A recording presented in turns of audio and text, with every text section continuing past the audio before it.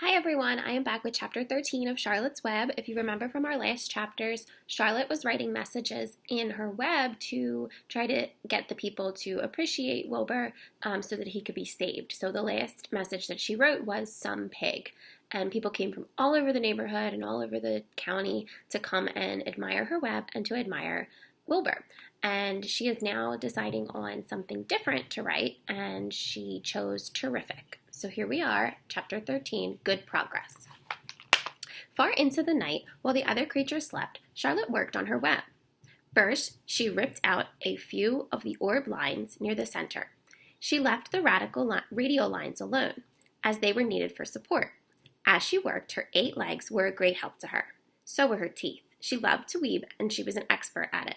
When she was finished ripping things out, her web looked something like this. So it just had an empty space in the middle. A spider can produce several kinds of thread. She uses a dry, tough thread for foundation lines, and she uses a sticky thread for snare lines, the ones that are used to catch and hold insects. Charlotte decided to use her dry thread for writing her message. If I write the word terrific with a sticky thread, she thought, every bug that comes into it will get stuck and it will spoil the effect. Now let's see. The first letter is T. Charlotte climbed to a point at the top of left-hand side of the web. Swinging her spinners into position, she attached the thread and dropped down. As she dropped, her spinning tubes went into action and she let out thread. At the top, she attached the thread. This formed the upright part of the letter T. Charlotte was not satisfied, however. She climbed up and made another attachment, right next to the first. Then she carried the line down, so she had a double line instead of a single line. It will show up better if I make the whole thing with double lines. She climbed back up, moved over in about an inch to the left, touched her spinnerets to the web, and then carried the line across to the right, forming the top of the letter T. She repeated this, making it double. Her 8 legs were very busy. Now for E. Charlotte got so interested in her work, she began to talk to herself, as though to cheer herself on. If you have been sitting quietly in the barn cellar that evening, you would have heard her something like this. Now for the R. Up we go. Attach, descend, payout line. Whoa, attach, good. Up you go. Repeat, attach, descend, payout line. Whoa, girl, steady now. Attach, climb, attach. Over to the right, payout line, attach. Now right on down, swing to the loop and around. Now to the left, attach, climb, repeat. Okay, easy now. The lines are together. Now then, oh, out and down the leg for the letter R. Payout line, whoa, attach, ascend, repeat. Good girl. And so on, talking to herself, the spider worked for her difficult task. When it was completed, she felt hungry. She ate a small bug that she had been saving. Then she slept. The next morning, Wilbur arose and stood beneath the web. She breathed the morning air into his lungs. Drops of dew, catching the sun, made the web stand out clearly. When Lurvy arrived for breakfast, there was a handsome pig, and over him, woven neatly in black letters, was the word terrific. Another miracle. Lurvy rushed and called Mr. Zuckerman. Mr. Zuckerman rushed and called Mrs. Zuckerman. Mrs. Zuckerman ran to the phone and called the Arables. The Arables climbed into their truck and hurried over.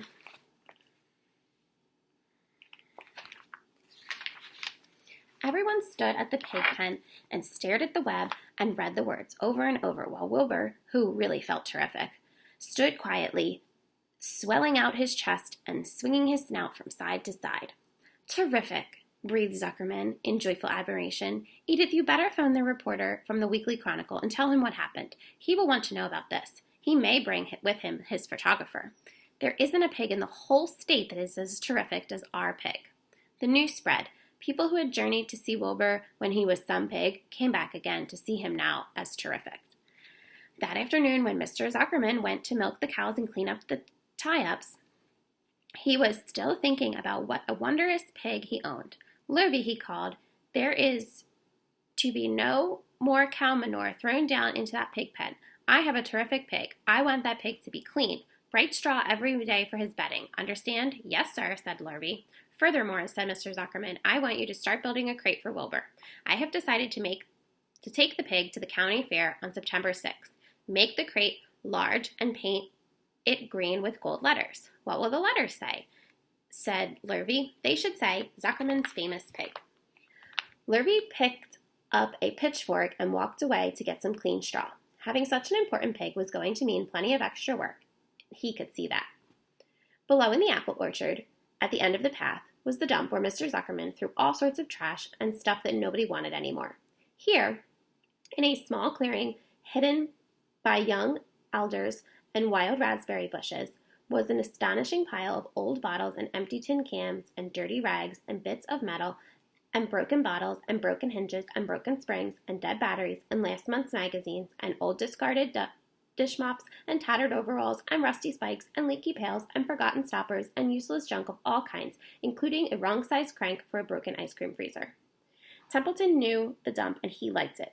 There were good hiding places there, excellent cover for a rat, and there were usually a tin can with food still clinging inside.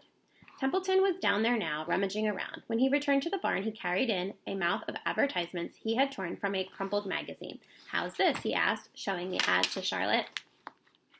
So remember, Charlotte had asked Templeton to go to the dump and find some magazines with words in them so she knew how to spell some new phrases for her web. "It says crunchy. Crunchy would be a good word to write in your web." "Just the wrong idea," replied Charlotte. "Couldn't be worse. We don't want Zuckerman to think Wilbur is crunchy. He might start thinking about crisp, crunchy bacon and tasty ham. That would put ideas into his head. We must advertise Wilbur's noble qualities, not his tastiness. Go and get another word, please, Templeton." The rat looked disgusted, but he sneaked away into the dump and was back in a while with a strip of cotton cloth. "How's this?" he asked. It was a label off of an old shirt. Charlotte examined the label. It said, "Pre-shrunk." "I'm sorry, Templeton," she said, "but pre-shrunk is out of the question. We want Zuckerman to think Wilbur is nicely filled out, not all shrunk up. I'll have to ask you to try again." "What do you think I am, a messenger boy?" grumbled the rat. "I'm not going to spend all my time chasing down the dump after advertising material." "Just one more, please," said Charlotte. "I'll tell you what I'll do," said Templeton. "I know there is a package of soap flakes in the woodshed. It has writing on it. I'll bring you a piece of the package." He climbed the rope that hung to the wall and disappeared through the hole in the ceiling. When he came back, he had a strip of blue and white cardboard in his teeth. "There," he said triumphantly. "How's that?" Charlotte read the words, "With new radiant action." "What does that mean?" asked Charlotte, who had never seen soap flakes before in her life. "How should I know?" said Templeton. "You asked for the words and I brought them. I suppose the next thing you'll want me to do is fetch a dictionary." Together they studied the soap ad. "With new radiant action," repeated Charlotte slowly. "Wilbur," she called. Wilbur, who was asleep in the straw, jumped in. "Run around," commanded Charlotte. "I want to see you in action, to see if you are radiant." Now back and forth, faster. Wilbur raced to the end of the yard. Wilbur galloped back. His skin shone. His tail had a fine, tight curl in it. "Jump into the air," said Charlotte. Wilbur jumped as high as he could. "Keep your knees straight and touch the ground with your ears," called Charlotte. Wilbur obeyed. "Do a backflip and a half twist," cried Charlotte. Wilbur went over backwards, whirling and twisting again. "Okay, Wilbur," said Charlotte. "You can go back to sleep." "Okay, Templeton, the soap ad will do, I guess. I'm not sure Wilbur's action is exactly radiant, but it's interesting." "Actually," said Wilbur, "I feel radiant." "You do?" asked Charlotte, looking at him with affection. "Well, you're a good little pig, and radiant you shall be. I'm in this thing pretty deep now. I might as well go to the limit." Tired from his romp, Wilbur lay down in the clean straw. He closed his eyes. The straw seemed scratchy, not as comfortable as the cow manure, which was always delightfully soft to lie in. So he pushed the straw to one side and stretched out the manure. Wilbur sighed. It had been a busy day, his first day of being terrific. Dozens of people had visited his yard during the afternoon, and he could stand and pose, looking as terrific as he could. Now he was tired. Fern had arrived and seated herself quietly on the stool in the corner. "Tell me a story, Charlotte," asked Wilbur as he lay waiting for sleep to come. "Tell me a story." So Charlotte, although she too was tired, did what Wilbur wanted. "Once upon a time," she began, "I had a beautiful cousin who managed to build her web across a small stream. One day, a tiny fish leaped into the air and got tangled in the web. My cousin was very much surprised, of course. The fish was thrashing wildly. My cousin hardly dared tackle it, but she did. She swooped down and threw great masses of wrapping material around the fish and fought bravely to capture it." "Did she succeed?" asked Wilbur.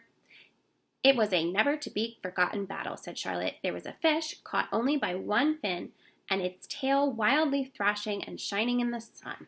There was the web, sagging dangerously under the weight of the fish." "How much did the fish weigh?" asked Wilbur eagerly. I don't know, said Charlotte, but there was my cousin, slipping in, dodging out, beating mercilessly over the head by the wildly thrashing fish, dancing in, dancing out, throwing her threads and fighting hard. First, she threw a left around the tail. The fish lashed back. Then a left to the tail and a right to the midsection. The fish lashed back. Then she dodged one side and threw a right and another right to the fin.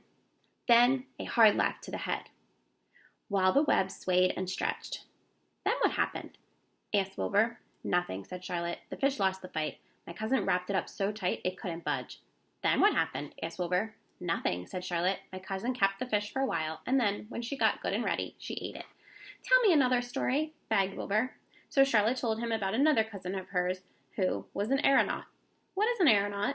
Asked Wilbur. A balloonist, said Charlotte. My cousin used to stand on her head and let out enough thread to form a balloon. Then she'd let go and lift into the air and carry it upward on the warm wind. Is that true? Asked Wilbur, or are you just making this up? It's true, replied Charlotte. I have some very remarkable cousins. And now, Wilbur, it is time for you to go to sleep. Sing something, begged Wilbur, closing his eyes. So Charlotte sang a lullaby, while crickets chirped in the grass and the barn grew dark. This was the song she sang. Sleep, sleep, my love, my only, deep, deep in the dung and the dark. Be not afraid and be not lonely. This is the hour when frogs and thrushes plays for the world. From the woods and the rushes, rest from care, my one and only, deep in the dung and the dark. But Wilbur was already asleep. When the song ended, Fern got up and went home. All right, let's see what happens next time in Chapter 14. See you then. Bye.